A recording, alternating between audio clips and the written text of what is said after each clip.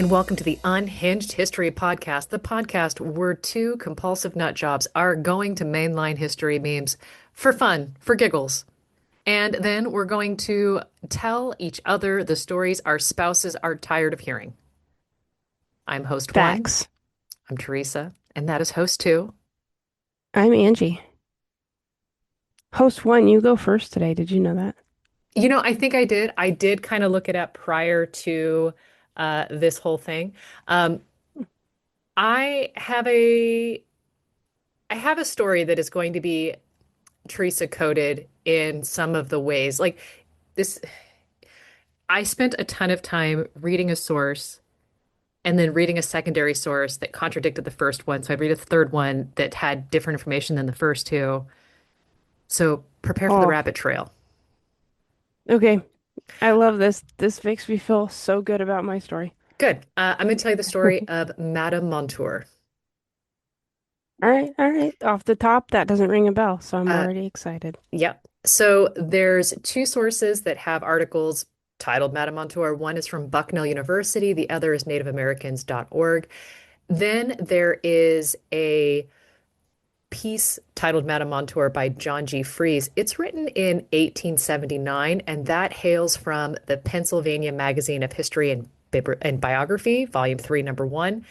Then I did another deep dive when I dived into Explorations in Early American Culture, Volume 4, titled The Celebrated Madame Montour Interprets Across Early American Frontiers by Allison Duncan Hirsch. We are still in our Sacagawea era, aren't we? Oh, very much so. And Love it's this for it's you. cool you bring that up. So, Madame Montour, she originally is known and originally known, there's an asterisk there, as Isabel Couch. Historian William A. Hunter, he tentatively describes her as Elizabeth Couch because back then, apparently, Isabel, Elizabeth, they're considered the same name. I don't know if you could hear it. Okay. It's the same thing. Yeah, I mean, Yeah. yeah, yeah. It makes sense. Yeah. I mean, Lizzie 1 could have been Isabel 1 for all we know. Now, I Isabel, think it probably depends on what language you speak, right? Isabel and yeah, Elizabeth are the same. Isabel's probably the Spanish version of the English Elizabeth, or vice versa. okay, Elizabeth is so the English version of the Spanish Isabel. a Miguel de Michael. Yeah, that's right. Okay. Exactly. All right. And that makes sense. So, what we in one record have her listed as is a Matisse. Do you know that word? I looked it up. So, if you don't. You go ahead. It Okay. sounds familiar, but I'm thinking of a painting, so ignore me. Oh yeah, no, no, that's an artist, sure. But there is a indigenous nation in Canada that originated from like the 17th to 19th century, and this occurred between the unions between European fur traders and First Nation women. Okay. Okay. Now, Definitely not the painter then. exactly. Now, her father seems to have been French born, and her mother is Algonquin. The father, and there's so many asterisks here, is likely Pierre Couche de la Four, and he is a fur trader and interpreter. Her mom could be a woman, Marie Mitio Miaugukui, and she's a Christian Algonquin. She's born in Three Rivers, Canada in 1667. She's recorded as one of five children to Pierre Couche de Leffier. Pierre, he seems to have come to New France from Cognac as a soldier in the early 1650s. I almost gave him an extra 100 years. And Good for by you. I mean, look, he's a vampire, and by 1660, he'd become an interpreter in that same region. This is midway between Montreal and Quebec on the St. Lawrence River. Okay. All right. Got it. Now, 1657, Pierre married Marie, and in this, he fulfilled the promise of Champlain. Champlain, I'm sure you know, founded Quebec. I mean, we had no idea, let's be honest. Now, Champlain, he had ended up saying years before to his Indian allies, quote, "Our young men will marry your daughters, and we shall be one people." I So, love it. I don't love it. But anyway, here we go. I mean, if everybody's consensual, sure.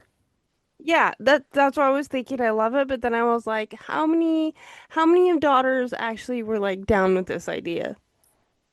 It depends how much they appreciated their fathers. I suppose that's true. Yeah. Now, her father, Pierre, and her mom, Marie, or Angelique, again, so many contradictions here. They write their names using the surname Cooch. And Isabel and her sisters continue to do this after marriage, and this seems to be in accordance to French custom. Now, her oldest brother, Louis, he signed at the newly adopted single name Montour. Uh, this name puzzles historians and would go on to do so for at least another 100 years because Montour sounds French, even though the closest French word is menteur, liar. Obviously, if he's going to be a trapper and develop trust as a trader, this isn't the last name you want. Hmm. Okay. So this is kind of like, quoi? Now, his descendants are able to parlay the name Montour into acceptance by the elite of Montreal. Later generations are going to go on to believe that the family is entirely genteel French ancestry. Okay. So put a pin in this because what you're hearing is a lot of reinvention. Good for rebranding, you know. Yeah. Oh, no, no, Yeah, no, do no. your We are the thing. noble liars. Okay, Jack Sparrow. Pretty much. Now, 1684, Elizabeth slash Isabel married a dude named Joachim Germano, and she has at least one child with Germano. Or she could have married a dude named Roland Montour, who is a brave of the Senecas. The piece in Pennsylvania Magazine cites that she had 5 kids with Roland. And he had the same last name as her brother? So hold on to that thought. Put murder Basic, board happening. Got it. All yes, right. basically get the red string ready. Got it. Okay. Okay. Our girl doesn't help any paragraph in this story. Perfect. All Okay, right? got it. All right. So I think the words unreliable narrator, this is our woman. I That is so funny that you say that. I woke up this morning thinking about unreliable narrators. Yeah, I'm here for you. This is why I have been obsessing about this story Okay, I'm here for it. Let's go. because everything ties into everything else and there are no clean lines and everybody disagrees with everybody else. Let's go. And I'll get to the why everybody disagrees with everybody else. Now, by 1690s, she's living with 2 of her sisters and their husbands, and I'm going to butcher so many words. Brace for impact. She's living in Michilimackinac in the Great Lakes region. Can you say Several that one more time? That was just really fun to watch you say. Michilimackinac. I love it. Let's go. Yep. Uh, Several family members are working as interpreters at the fur trading center, and there's evidence that Elizabeth slash Isabel worked as an interpreter for Antoine de Moth Cadillac, who is a local French commander for the French garrison. We got a Cadillac up in here. I want to see this spelling so bad. It's probably not like you think it is. Now, there's rumors that she interpreted him for, or in quote, his most secret business, unquote, particularly clandestine meetings in a hayloft with the local Huron chief. Cadillac Oh, would go on to deny these charges, and he would continue to be an asshole and say things like he never would have employed such a degenerate woman, the daughter of a Frenchman and a savage. oh, how nice of him. Yeah, so he wears his bigotry loud and proud. Well, at least you know where he stands. Honestly, and that kind of makes me think that he actually did do these shady dealings. But I have to agree with you. Now, There's like it's that whole like hiding like right in plain sight sort of thing. yeah, methinks he doth protest too much. Yeah, yeah, No, yeah. I wouldn't have done the shady thing because you're telling me I did the shady thing This other and shady thing. and No, employed a half-breed. absolutely not. No, no, I would Okay, do the Lucius shady Malfoy. thing, but I wouldn't do it and talk to a woman. She didn't even have pants on. She Typically, was that's a wearing a selling point. dress. Oh, You're right, the dress. Okay. Dress. I was thinking Winnie the Yeah. Pooh for a second.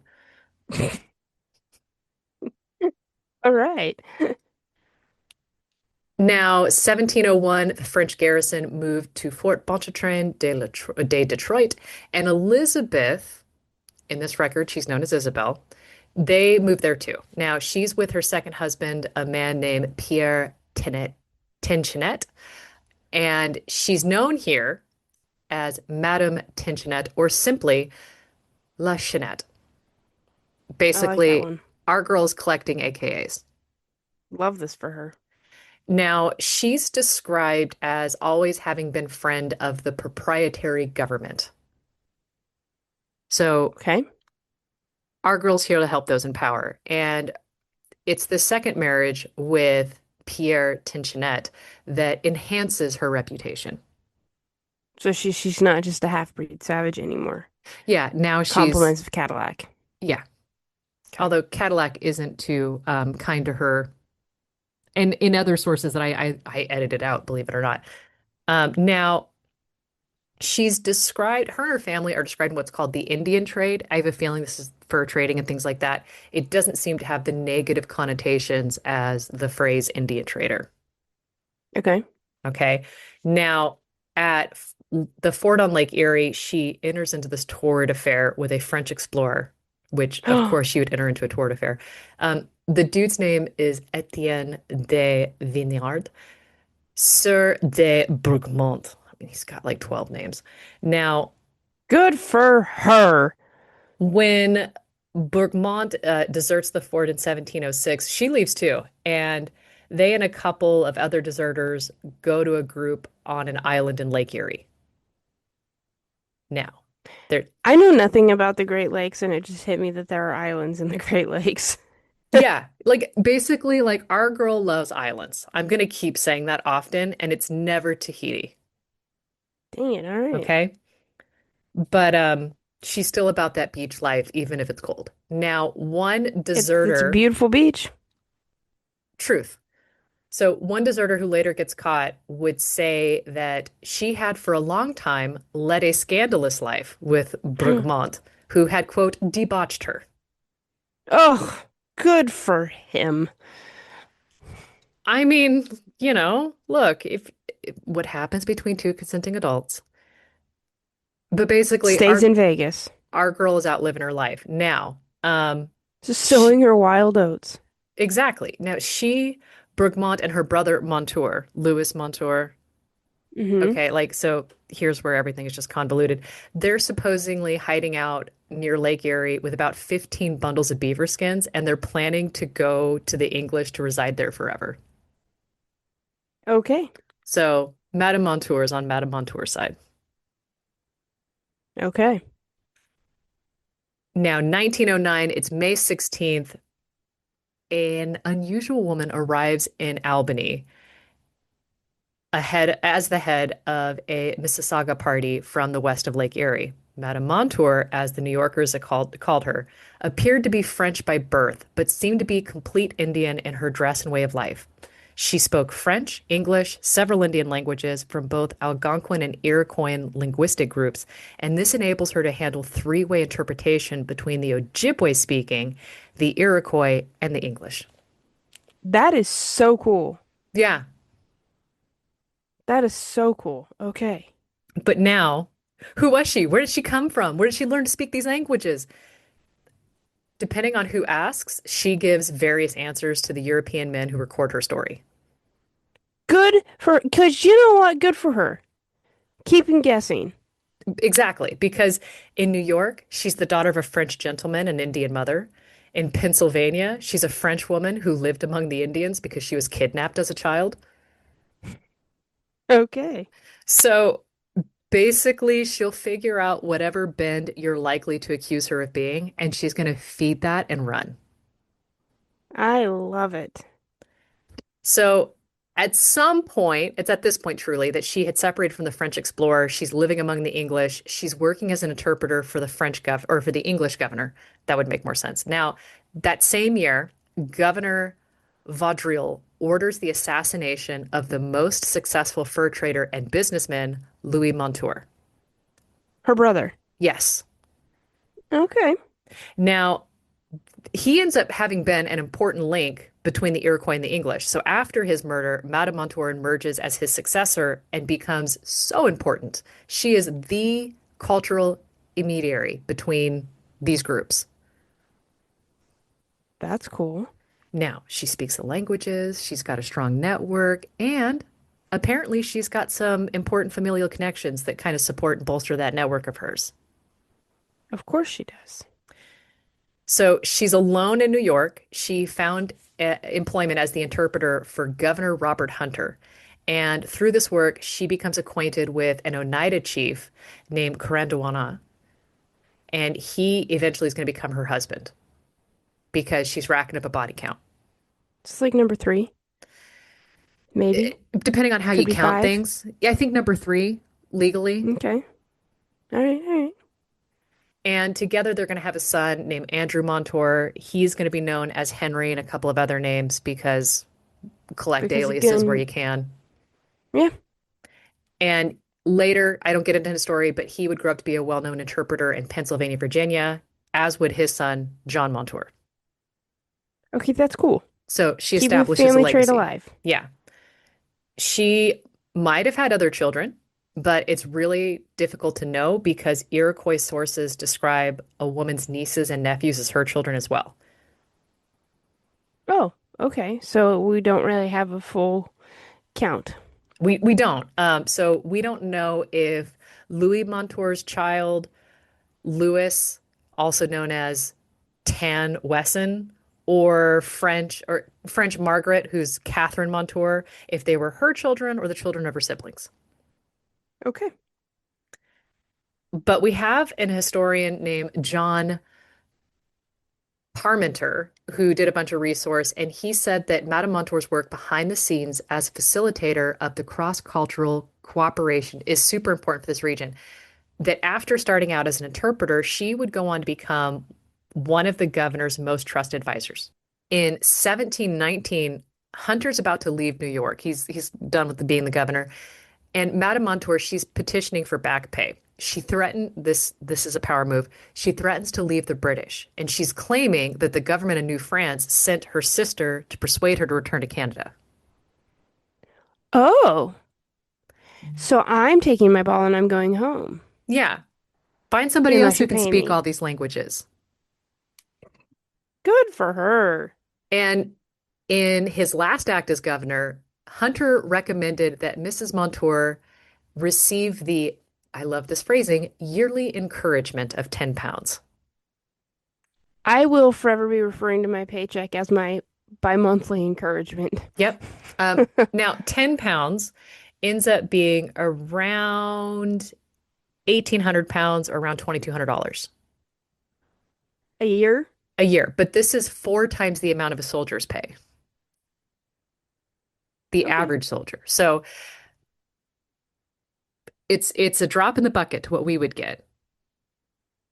But Right, okay. Where now, she is highly valuable. very much so.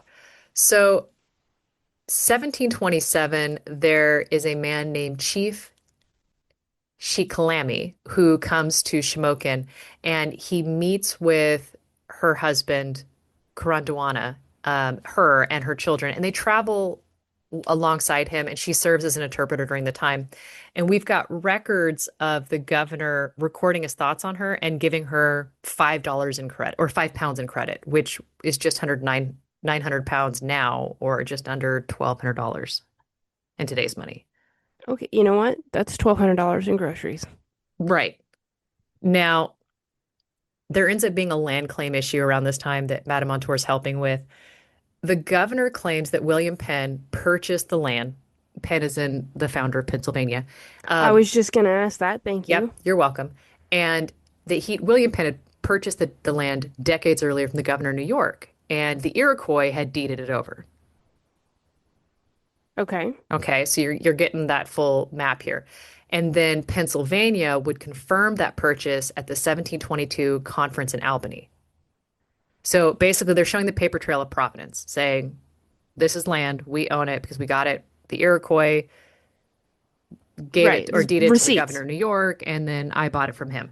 Now, there's a snarky statement implying that the native peoples should have been completely aware of this, but they seem to be lacking. Isabel Montour translates this message and seems to have omitted the sarcastic tone in the original speech. Oh, okay. So she's editing on the fly, trying to keep she's diplomat in this Keeping the thing. peace. Exactly. Now, here's where I'm going to add in some of that mythos, some of that doing it for the lore, because Madame Montour, by some writers, is alleged to have been a daughter of French governors in Canada and had the and to have been a lady in manners, style, and education. It's during this time that she's mingling with the best society in Philadelphia, and she possessed great attractions of mind and person. Good for her. So our girl slays. Here for it. And it's after this, her and her husband move. Exactly why, we don't truly know, but her husband, being the Oneida chief, is an important local leader and was a spokesman for the Shawnee in Pennsylvania. Okay. Now, because she is who she is, she becomes an important advisor to Pennsylvania officials, and she's also working for private traders. And she is, for instance, mentioned as an interpreter for the council between Governor Patrick Gordon and the Iroquois delegation that took place in Philadelphia. So she's in the who's who. She's in the room where it happens, In the right? room where it happened. All right. Yeah.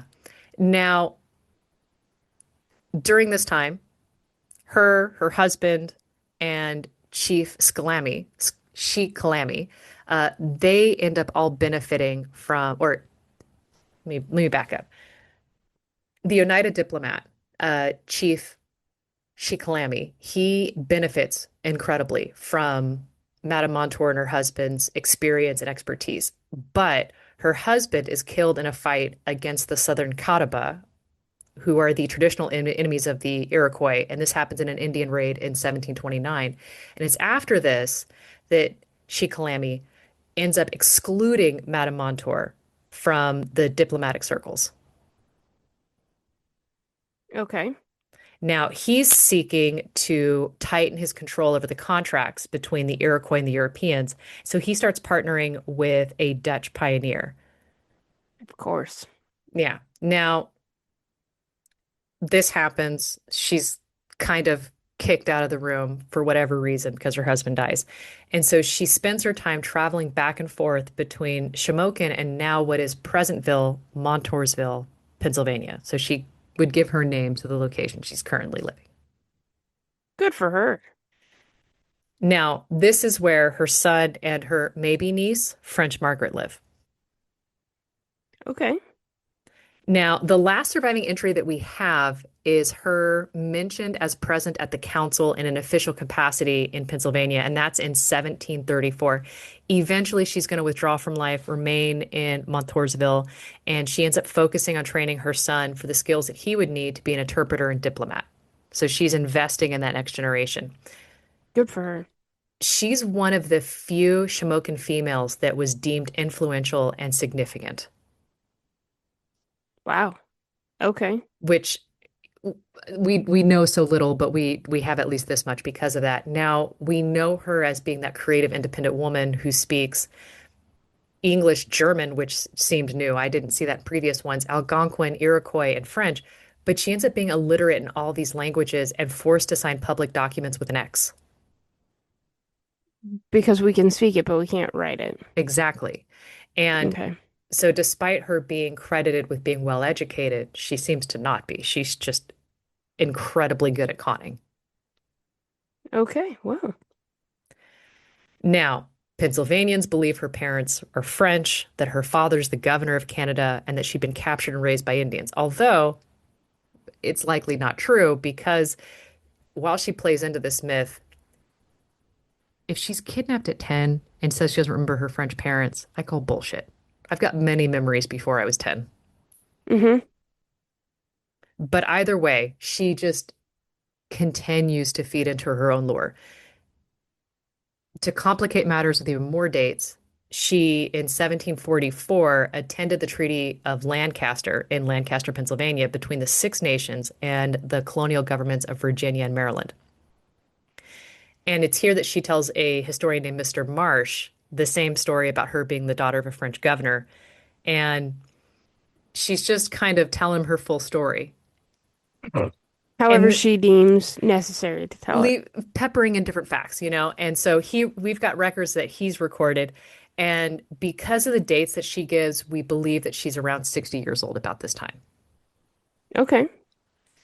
So the next year, she ends up settling on an island in the Susquehanna River, not far from Shamokin. And then in March the following year, she would travel with her son, crossing the Appalachian Mountains to reach a Native American settlement northwest of the forks of the Ohio. That's now basically downtown Pittsburgh. And at this point, it seems that she's suffering from poor eyesight. Okay. So she's getting old, right? Now, we don't have her in any records again until 1753 when a storekeeper and trader basically just writes, Madame Montour is dead. There's no mention of when she died or how she died, just gone. Sis really did feed her own lore from the very beginning, didn't she? Really, completely so. Um, Now, I just unabashedly copied and pasted this paragraph because it summed up my entire week. Madame Montour's identity has mystified historians and chroniclers for more than 2 centuries.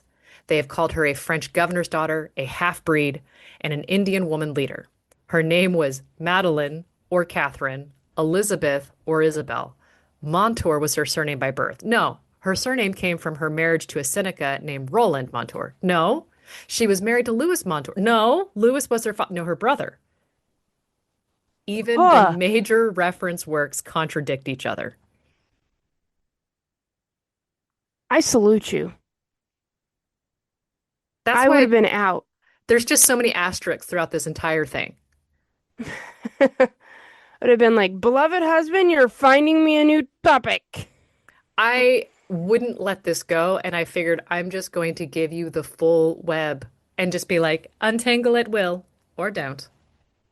I I love the idea of unreliable narrators because it's not always that you're truly unreliable. Sometimes you're just telling the story how you want to tell it, and that's how it sounds like in this case. Like she's just having fun Yeah, I or think telling what's going to benefit her the most.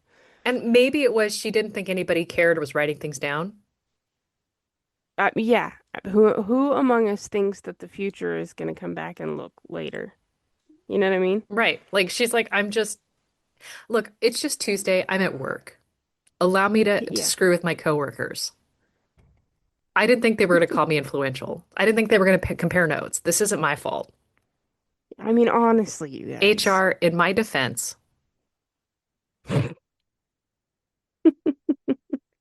Um, do you have a painting, a sketch, a portrait? nope, no. She was So, born in the late 1600s. What do you want from me? a painting? So she really is just this enigma. We have no real 100% knowledge of her. Yeah, she could have been completely French. She could have been completely Indian. She could have been somewhere in between. I love that. I'm always down for a good who is it Yeah, I as mean, opposed to who done it. you should have just seen me trying to collapse the timeline and get all the sources to pair in and be like, but that was Roland. No, she married Joachim or Joachim or however I say that. No, it was maybe what?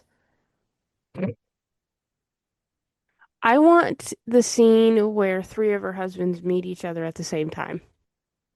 Given her, that Yeah, could have happened. She could have just that's what I'm walked into the saying. bar and been like, you first, you're afterwards, and if they pass away, come I'm into my coming back for house. you. Yeah, I like it. Wow, all right. So she's just dead. We don't know She when, we don't she's know just how, dead. she's just dead. And because she wasn't around to reinvent it, we don't have multiple stories. Just the one from a shopkeeper, which is weird. Yeah. I mean, you know what? Honestly, though, good for her. She died the way she lived, mysteriously. Truth. Oh man. Um, I have to find my notes. Okay. I don't even have I don't know how many 180 turns it is to get to my story, but I very much had my heart set on another story and I legit can't remember what it's about because literally the very last minute, like the night before I was gonna write my notes, my husband hit me with this very descrip oh my God.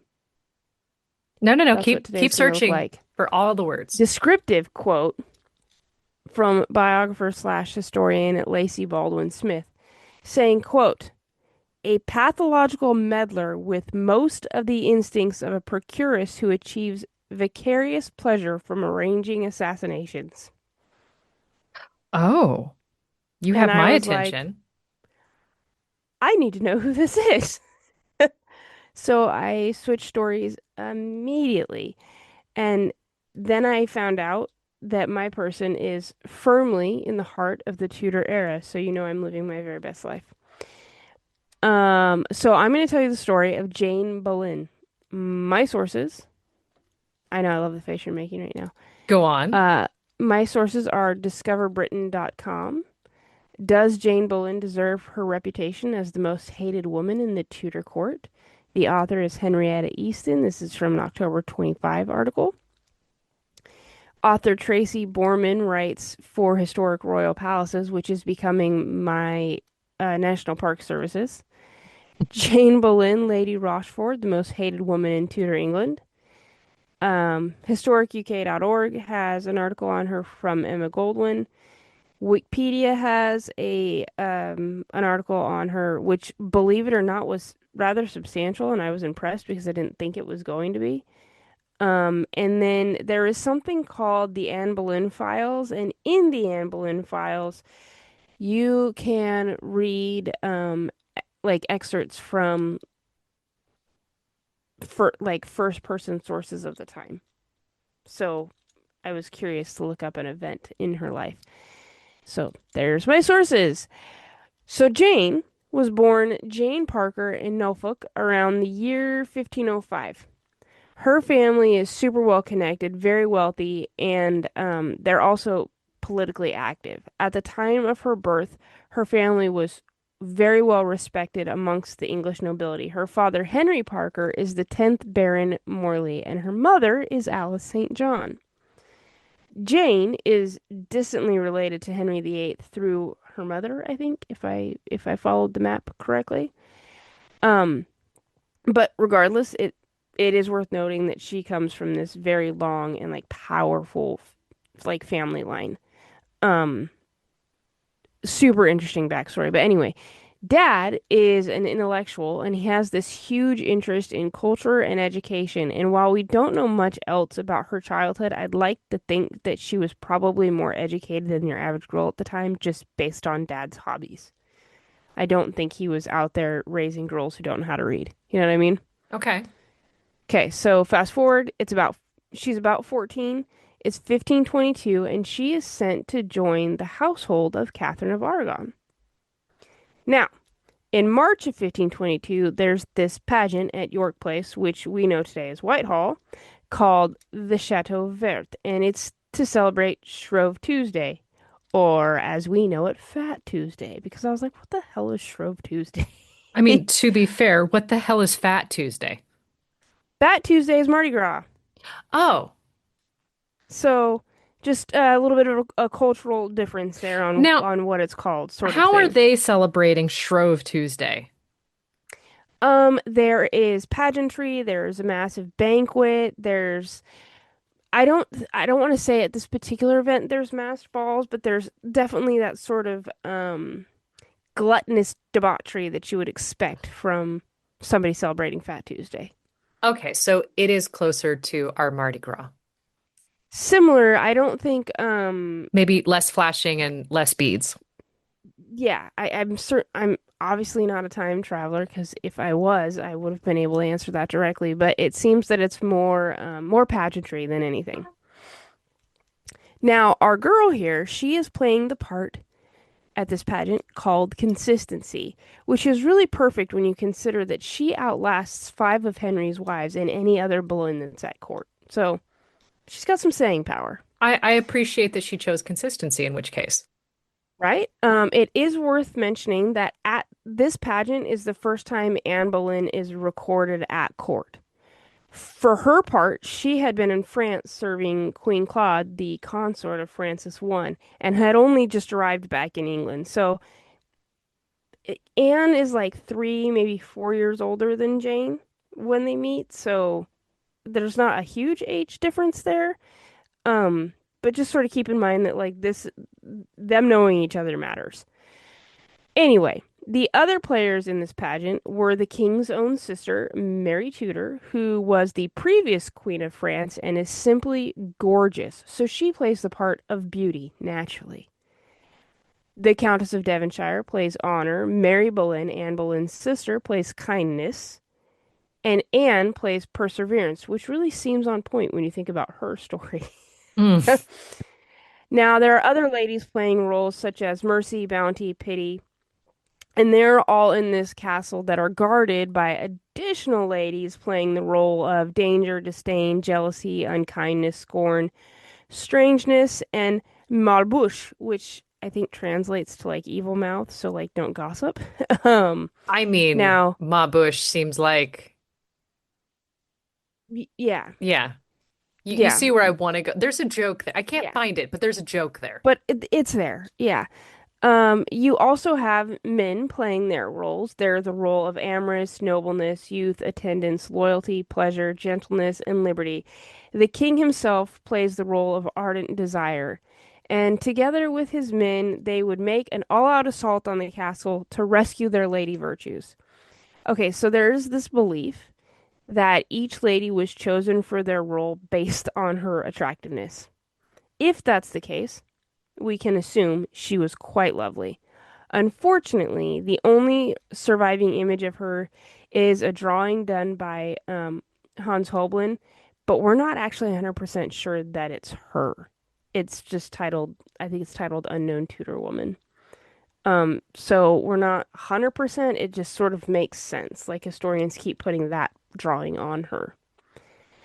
So anyway, back to the story at hand. Fast forward a couple years, it's late 1524, early 1525.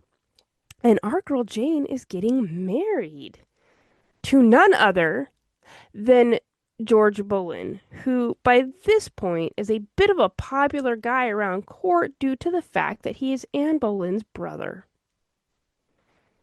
So, let's staunch up the male line of the family. Like, let's make the men happy so Henry can get the woman he wants. Like, that's sort of what I'm imagining happening here. Like, we're going to make George super popular so Anne keeps finding her way into Henry's presence and Henry can do his thing, right? By 1526, he begins his full-time occupation of pursuing Anne. Keep in mind, though, that Mary, George, and Anne's other sibling had already been in the midst of being the mistress to the king. So this Yeah. whole family is messy, Oh, right? yeah. Like, messy. We don't really know how long that affair lasted, but we know it started sometime after 1520 and it ended fully when Henry was more than smitten with Anne. But I All that to feel say, like, as messy as it is, the sister is the one who kind of gets out scot-free. sort of, yeah, in my opinion, I think you'd be right. Basically, I gave you all that context just to point out that like George is very popular. And so Jane having this match with George is only going to benefit her. When George and Jane are married, old Hank gives them Grimstone Manor in Norfolk, and then within a few years, George is made the Viscount Rochford and Jane, by default, the Viscountess. From that point on, Jane would be known at court as Lady Rochford. Now, you can imagine these two are increasing their wealth and their influence, and shortly they'd be given the palace of Belleau, if I'm pronouncing that right. It's Beaulieu, sorry, in Essex. This is going to be their main home, and they spare like no expense decorating it. There's this rather lavish chapel. They have a tennis court. The bathroom has both hot and cold running water. which I think is so cool. So just think tons of finery, right? Their bedroom alone, the bed is draped in gold cloth and the canopy is white satin. The quilts are made of linen. So just to point out, they are not hurting to pay the bills.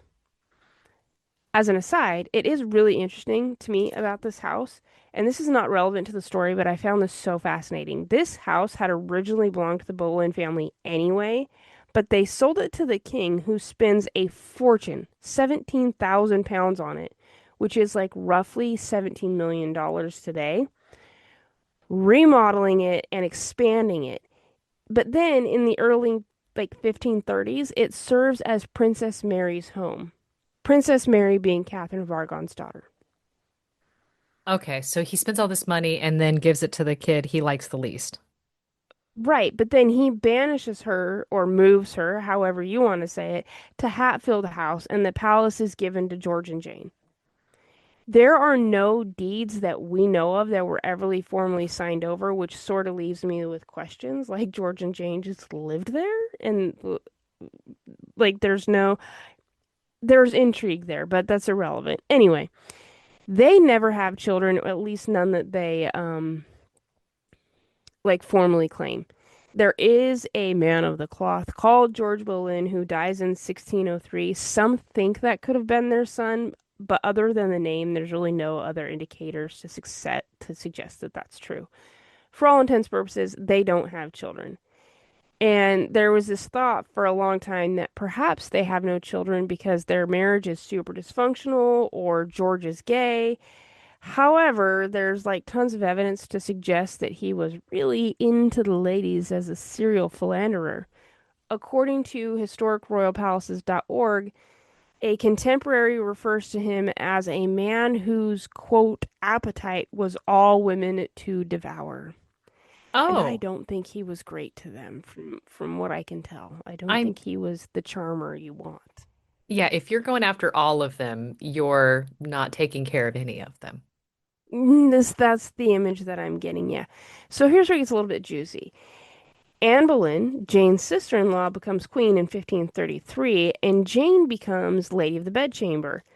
And as I mentioned in the Black Tudors episode, we know that Lady of the Bedchamber is like this super important position that is often given to high-ranking members of the queen's household, right? So, excuse me. Early in the summer of 1534, Anne and Jane discover that Henry has a new mistress, and they work together to plot her downfall. And I'm like, oh, ladies. Girl's girl is what I'm hearing. That's exactly what I heard. Now, not related to this mistress, but Mary, Anne's sister, was who had formerly been the mistress of the king, was banished from court this same year for marrying for love someone below her station. So we know that the secret mistress is not her, but perhaps another Mary, one called Mary Shelton. And as you had mentioned before, it seems to be that Mary getting banished from court was probably the best thing for her. She survives. That said, whether they're entirely successful in their attempts to remove the extra mistress, it's irrelevant. But what it does tell us at the very least is that they're friendly with each other for the purposes of court intrigue, if nothing else. But then it gets kind of messy. After this attempt to remove the mistress, our girl gets removed from court. So, like, she's currently banished. Um, Anne at this time really does nothing to try to bring Jane back to court. There's no like document like petitioning for her or anything like that. So then it should come to no surprise to you to learn that in the next year, 1535, there is a bit of a demonstration at Greenwich in support of Princess Mary. Um, this is now Anne's stepdaughter, and Mary refuses to acknowledge Anne as queen. And honestly, good for her. You know what I mean? Like, your Yeah, mom's been through it. I don't blame you. Um, Arrests are made, and the demonstrators are sent to the Tower of London. Jane's name appears among the ringleaders of this rally. that's not a good place to have your name pop up. Honestly, that said, the evidence for this is a handwritten note of unknown authorship and origins. So, is it true? Was she there? Was she really a ringleader? Either way, at some point after a few months away from court, she does make it back into everybody's good graces. So I have to assume that even if she was involved in this demonstration, Anne doesn't really care because she makes it right back into the Queen's bedchamber. So interesting, nonetheless. On January 8th, 1536, the news of the death of Catherine of Aragon gets to Henry and Jane, and Henry goes out the next day in yellow, which at the time is a celebration color. He is having the party of a lifetime because Catherine of Aragon is dead. This is giving Nicole Kidman walking out after getting her divorce. Yes, but Henry VIII, and he's a D-bag. So here we go. Um, Anne at this point is pregnant and is both well aware of how precarious her position is with him without a son, especially since Catherine's death. And she is also aware that he is a D-bag philandering husband and has begun an affair with Jane Seymour at this point. So I think it is really interesting to point out that Catherine's death may have been a celebratory moment for them, but it also left this nagging feeling in Anne's mind because Catherine was the driving force of legality for Henry to act on. And with her gone, there is no one standing in his way of doing whatever he wants to do, even at this point in their life. So Anne is like, "Oh, this might not be like the best move for me if I don't have a male heir." Now, not long after that, like within a couple weeks, Henry is unhorsed during a tournament and spends the next 2 hours completely unconscious. The ladies are a bit worried. On January 29th, 1536, whether from the stress of Henry being unconscious or the rage she maybe flies in over him having an affair, Anne suffers a miscarriage. And based upon testimony, Jane is the only one who Anne would allow to console her. So for me, I'm taking this as she's the only one allowed in the room, Yeah, I could see that. right? So again, girl's girl. Okay. So if you're any sort of follower of the Tudor story here, you can sort of see the writing on the wall. This is where it all sort of comes to head and the shit hits the proverbial fan, as they say. And I am telling you all of this about Anne Boleyn's life because Jane and her are so intertwined that I don't feel like it would make a ton of sense without a bit of the Anne story. Um, that said, not long after this, not so it's January 29th, so we're walking into February. April shows up and an investigation into Anne begins. Here's the abridged version. Basically, Anne's former ally, Thomas Cromwell, coincidentally the uncle of Oliver Cromwell, And yes, I see the dun, disdain dun, on your dun, face. I know. allegedly is the mastermind behind her takedown. They do have beef over money, foreign policy, religion, that sort of thing. I'm not super sure how much he intended to be the mastermind of her takedown, but long story short, history has written him as that. Um, Anne wants church funds going to charity and education, and she's like hoping for a stronger French alliance. And Cromwell's like, nah, I think we're gonna link up with the Holy Roman Emperor. So they're not exactly on the same page. Like I said, there's a lot of historians that say Cromwell was the absolute villain here. Others say he's just following Henry's orders. I think it's somewhere in between. Like, if you are just following orders, okay, but you have a conscience and you're making backdoor deals either way. Yeah. So there it's a little column A, a little column B in my opinion. Anyway, things go south fast. A musician named Mark Smeaton gets arrested and possibly after being tortured confesses to being Anne's lover. And this confession sends everybody into this massive spiral. Courtiers start getting arrested left and right. You have Sir Henry Norris, Sir Francis Weston, Sir William Brereton, and Anne's own brother George are brought up on charges. In George's case, the charges are incest. There is a poet by the name of Thomas Wyatt. He gets arrested as well, but he eventually walks free because of his connections to Cromwell. So I think it might have just been like a token arrest. Um, Long story short, May 2nd, 1536, Anne gets sent to the Tower of London, and she's absolutely losing it. She's asking her dad where her brother is. The charges that she's looking at are high treason, including adultery with five different men and incest with her brother George, and conspiring to kill the king. And the whole trial is basically a sham, as we all know, right? Now, this is where Jane comes in. Jane is both a member of Anne's household and George's wife, because remember, George is Anne's brother. So she Yeah, is okay. sitting in a bit of a pickle. We know Thomas Cromwell questions her, and honestly, given her position, I have no idea what I would do.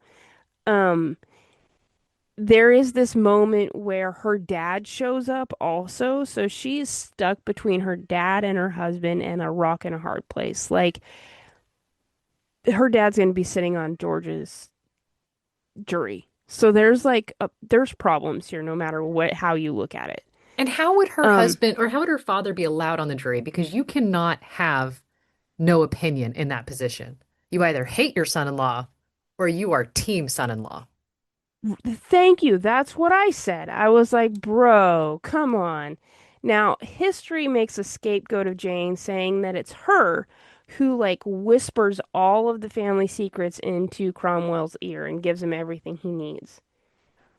But we don't actually know what Jane said. What we do know is that at least two of Anne's maids accuse her of adultery, but by Tudor standards, Jane isn't a maid. So likely neither of them were her that are making these accusations. And here's the other thing. Her situation, as I just mentioned, is way more complicated than history gives her credit for. She's literally stuck between her father and her husband. And for a Tudor woman, this is sort of an impossible position to be in. There's this potentiality of her dad sitting for George's trial, and also powerful enemies of the Boleyns just sort of show up at her family's door to make sure everybody's on the right side. This sounds like the So, mafia showing up to make sure that you tell the right truth on stand. right.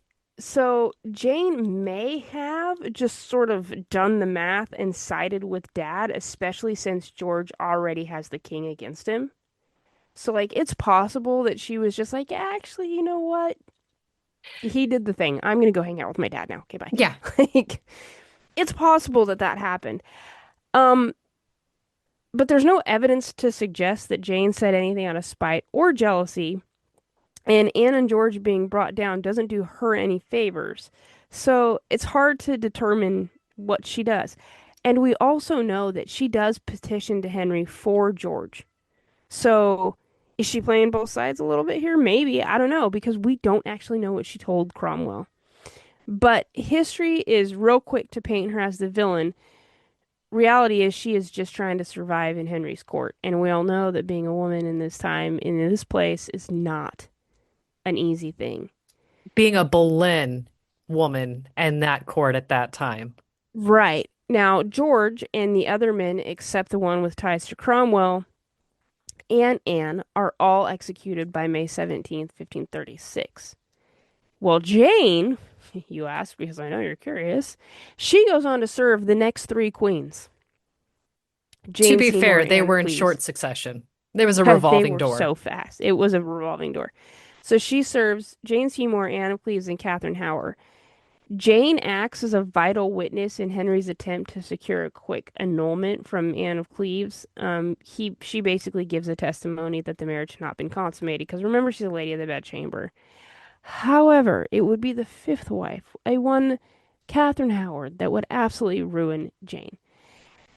Catherine Howard was only like 17 when she married old Hank, and by this point he is 30 years older, fat, definitely abusive, probably impotent, and Impotent? he's got this, yeah, Impotent is, yeah. I mean, like, I know you, that's impotent, how the yeah. word's spelled. Like, I agree with you, but Yeah, no, impotent. I said impotent, impotent. But he's also got this really nice leg wound that's oozing and Festering. smells Oh, gross. Yeah. And Catherine is basically like this beautiful young lady that is literally shoved in front of the king by men that are just trying to climb the social ladder. So she's like, "Yo, I don't want to be here." And then like immediately falls in love with the young and handsome Thomas Culpeper. I think at this point, Jane, who is a little bit older, is looking at this and being like, you know what, girl, get you some. And it would seem that Jane helps and possibly encourages this affair, perhaps even keeping watch while they meet up for their little liaisons. The affair comes to light in 1541, and Jane, she claims innocence and total ignorance to the whole thing. But eventually she admits to her past, or to her part in this, and both girls are put in the Tower of London. She's condemned to die, but though she wasn't tortured, so we got to give them that. They did not torture her, so that's nice. But she promptly loses her marbles anyway. She's overcome with grief and fear, and she is pronounced insane. So you would think that this would help her because you can't try an insane person in Tudor England. I have a feeling this doesn't help her. It doesn't because Henry VIII is sitting on the throne. Um, and he implements a law which would allow for the execution of the insane for high treason because Henry VIII believes that an affair against him is a threat to his person and livelihood. By this point, he has also lost his marbles. Jane is thus condemned to death by an act of attainder, and the execution date was set for February 13th, 1542, which is the same day as Queen Catherine's execution. I didn't know what an act of attainder is, but the basic gist is it is an act of legislation declaring a person or a group of people guilty of some crime and providing for a punishment, often without trial. Oh, good. Yeah. Yeah, so he basically just sets her punishment and that's that. Like that's the end of it. So February 13th, 1542 rolls around. Queen Catherine has just been executed and Jane Boleyn is on the chopping block next. She is executed and buried alongside Catherine, Anne, and George in the Church of St. Peter ad Vincula at the Tower of London. A lot of her story and her villainous look can be attributed to Elizabeth I and her attempt to put her mother in a better light in history, thus vilifying Jane. But, Interesting. Okay. I mean, look, right? I get spin. I understand PR. Right? She actually deserving of her reputation, or was she just a victim of awful men and one woman whose whole goal was to vindicate her mother? We may not know, but it sure looks that way. But after all, she is directly related to multiple royal deaths, so history does give her this sort of you must have spun all of these webs and arranged for all of these deaths. I mean, Um, at some point, just surviving is sketchy. and for her case, I absolutely think it was. And when I read that first comment that like made her out to be this murderess and this person that just like totally lived vicariously from others' downfalls, I was like, I need to know the rest. And when I got to the end and was like, so what you're saying is that she was a woman in Tudor England. That's what you're saying. Yeah. Like, dang, girl, get out while you can. And she just didn't. So that was my story. That's the story of Jane Boleyn, wife of George, sister-in-law of Anne. She did outlast all the other Boleyns at court, but not by much. Yeah, that doesn't say a whole lot. No, it doesn't. But Mary, on the other hand, was just fine because she was banished, so it worked. I love And that. that's my story. Yeah.